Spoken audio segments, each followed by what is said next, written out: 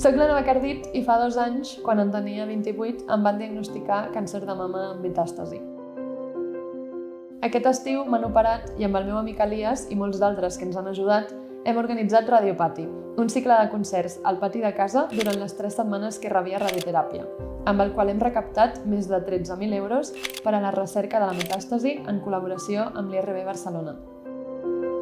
Aviat estrenarem el curt Com sempre, que he coescrit amb el meu germà i amb el qual volem conscienciar la societat del procés d'acceptació d'un diagnòstic de càncer metastàsic quan tens menys de 30 anys.